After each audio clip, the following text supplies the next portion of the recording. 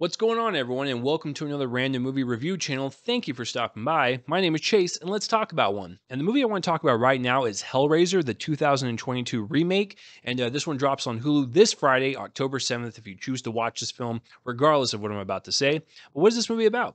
A take on Clive Barker's 1987 horror classic, where a young woman struggling with addiction becomes in possession of an ancient puzzle box, unaware that its purpose is to summon the Cenobites. So, going into this, I remember watching the original Hellraiser way back when I was a teenager, and I was fascinated with like gory films and stuff. And I would watch like Evil Dead and Dead Alive, and Hellraiser came up on that list. So I watched it, and of course, my puny little teenage mind, it didn't understand the complexities and the story and the characters and the nuances and the actual meaning behind what was going on. I just liked it because it was like, ooh, a gory R-rated film. But as you watch it, when you get older and you start to appreciate it more, and that, you know, it's actually an allegory for all types of, um, things that people go through, like addiction and loss and grief and all that stuff, and how things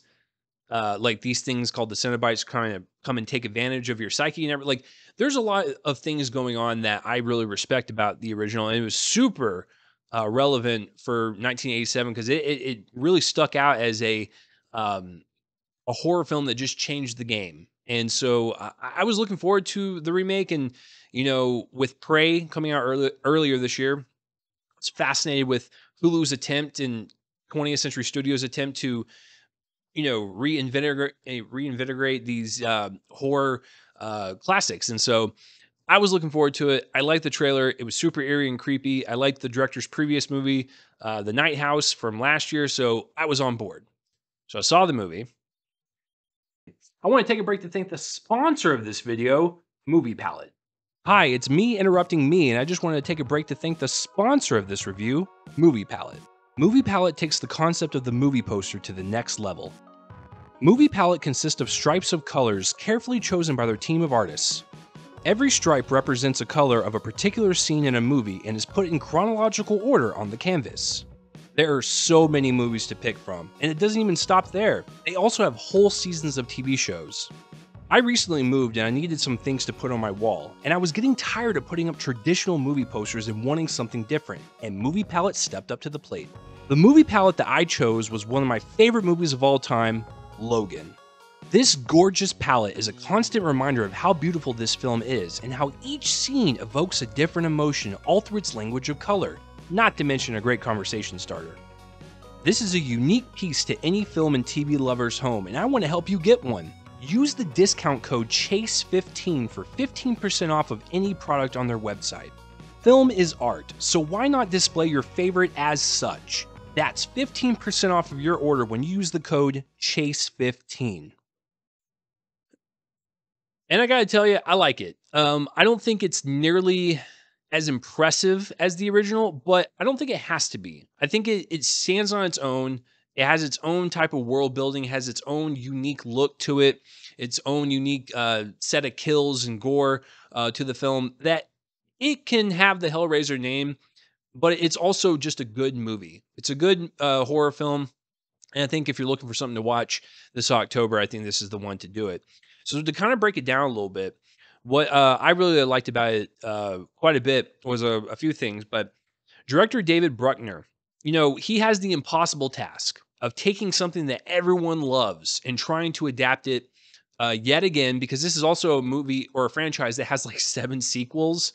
So the fact that he was able to adapt this and actually have a story that has depth to it and have its main character go through addiction and a lot of turmoil between her and her brother, like, there's a lot of great character work here. So it's not just about the over the top kills or the gory scenes. There is a lot of emotion behind these characters and motive behind the story to really make you compelled about what you're watching and not just have torture porn like the Saw franchise. I love that franchise for what it is, but you don't watch Saw for real human drama. You just don't do that. But with Hellraiser, you can definitely do that and get away with it. And I think David Bruckner really kind of brought something more to the story than what you would really see with slasher films. And so I appreciate from that. He kind of did that with the Night House as well, with Rebecca Hall from last year, which I really enjoyed because that dealt a lot with grief and loss and everything. And so that was the backdrop. Well, no, that was the forefront, but the backdrop was like the jump scares and the spooky house. But the front of that movie was, the human emotions and things that we all go through and we can all relate with. This is the same way.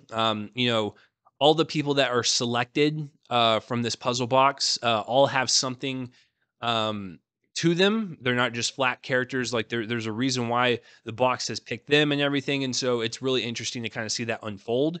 And our main character, uh, I believe her name is Odessa Azon, she plays the main character. She was awesome. I really liked following her because her performance was just this this woman that just kind of lost everything. Like she made her brother really angry, so she got kicked out of the house, and she has this addiction, and she tends to choose the wrong people in her life to for support. And so you're like, you really want to help this person get better and overcome her fears and her frustrations and her addictions. And she goes on this journey and really kind of faces her own fears. And that's what Hellraiser is all about. It's all about facing your own fears and conquering that. And so having her, do all that she does like towards the end, and like you realize that she was triumphant in a lot of different ways. Like that's really amazing, and her performance is really well realized with that. It also looks really nice. It's really crisp. It's really clean. That would be my only complaint against this one in the original, is that the original had a little bit more texture, a little bit more depth, and a little bit more visual, uh, like a visual, like a sense to it. Like there was, this grungy look. A lot more, shadows and creepy settings, and it really makes you feel like when these Cenobites show up, they're here. And so I really appreciate the original on that front. But for this one, like it's fully realized. Like there's a lot of interesting sets and a lot of interesting locations that they're on and everything, and it does its job in that regard. But it's a crisp looking movie. It's also really gory. It's one of those films that utilizes that R rating to its full capacity. So if you like really gory films and you don't mind that, then I think this is right up your alley. Once again, in preparation for the Halloween season, so why not? Um, and then also, I really enjoyed Jamie Clayton as Pinhead, the ultra Cenobite that we all know from the original film. She was awesome. Like I love the original. I skipping on his name right now, but I love the original actor that played Hellraiser.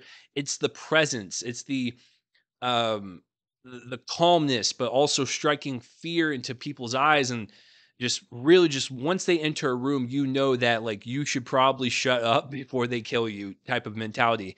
And so with the original film, when Pinhead shows up in the scenes, you really feel their presence. You really feel the power that they hold, and you need to listen to them. So whatever is coming out of their mouth, like shut up or you're gonna die type of thing. But Jamie Clayton, I first saw her on that Netflix show Sense 8. That was that show that was made by the Wachowski siblings. It was a good little show. I liked it. It was very grand in scope, and it was a real, just great human story. It was science fiction, drama. I liked following all these people's lives and stuff because there was a connection between all eight of these people. She was one of those people. But her in the pinhead costume and the makeup, outstanding. Really great stuff. I don't know who did the effects on this film, whether it be computer generated or practical, but you guys combine both of those to really just make us feel like we are watching these demonic entities just like going throughout each scene. Like what's the Cenobite's name? The chatter one, where like the lips are gone and it's just the teeth, and it's just like kind of moving its teeth really abruptly at you. It's disturbing stuff for sure. But yeah, I really thought the makeup and the effects were really well realized, and it was a different take for sure. But I think with Jamie Clayton's performance and just the way she entered the room and the way she carried herself, like you knew immediately, like I should be scared of this thing. And so I thought that was really good. With minimal dialogue, she really really showed up in this one as something completely different than when I remember her in Sense8. Here's kind of the issue. Besides the main character, played by Odessa, and then Jamie Clayton as Pinhead, everyone else is fine. It's not like, there was one particular performance that like stood out for me. Um, you know, it is what it is. I think everyone does their job, but like we follow the main character mainly throughout this film anyway, so I didn't really mind that. But everyone did, what they were supposed to. But yeah, overall, interesting horror film. Really just having a little bit more depth than what you would normally see in a horror film. The sets are nice, the gore and the kills are really good. The makeup is really nice. Some of the performances outshine the others. It's a bit of a mixed bag, but I think I'm leaning more towards like I like it. It's a good little horror film. And I still like the original, so I think they're both good. Now, here's my one thing. If they're gonna make 7 sequels to this thing, just make sure they're good. I never saw Hellraiser 2 through 6 or 7, but I didn't need to because they looked awful, and that was cool just watching the original. So if you're gonna go down the sequel route, Hulu, just just be mindful. That's all we're saying. So that will do it for this review of Hellraiser 2022. Please let me know down below what you thought of this movie, and that will do it for this review, guys. I'm Chase Lee.